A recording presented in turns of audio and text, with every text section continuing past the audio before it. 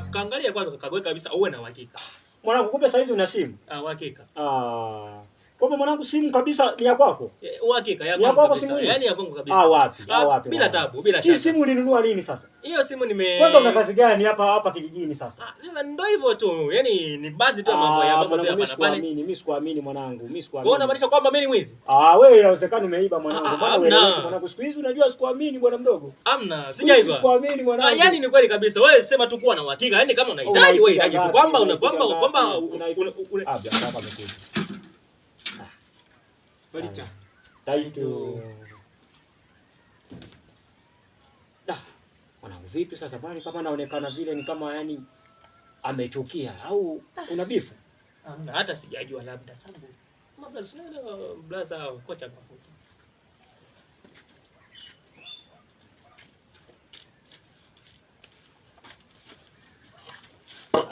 Wadogo zangu. Naam. Mbona mjapika chochote kitu humo ndani? Mama ametoka aisee. Mama ameenda wapi? Mama ameshuka huku chini huku kununua kununua Chinese. Chinese? Mdogo wangu.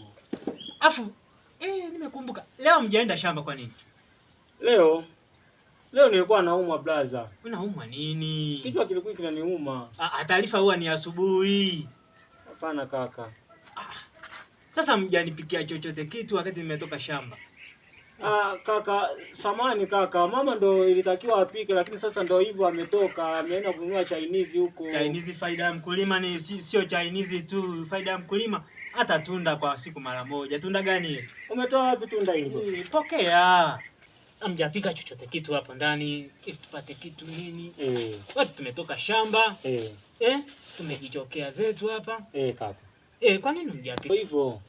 Ndio hivyo. Yaani bwana mama ametoka. Kwa sasa alivyotoka mwenyewe sina jinsi kaka. Sasa faida ya mkulima mtakulaje wakati hamjapika?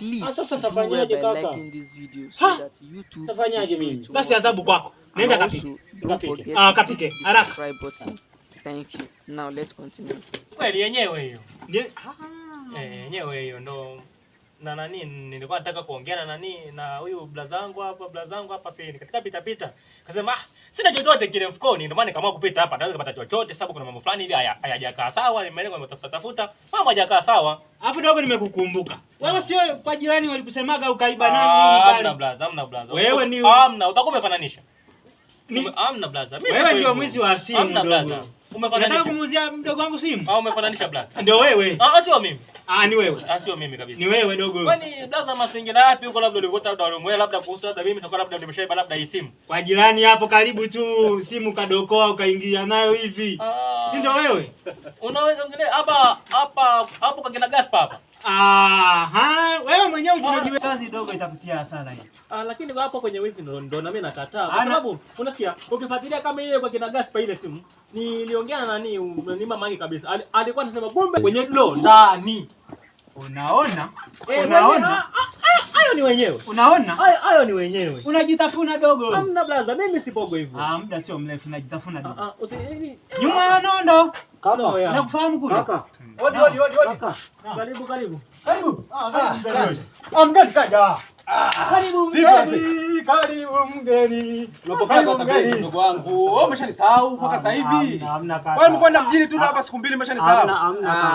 Yaani mgeni akisha kuja, yaani inakuwa raha mstari. Mimi naona hapa kuna bata hapa. Lazima mnichinjie na nini?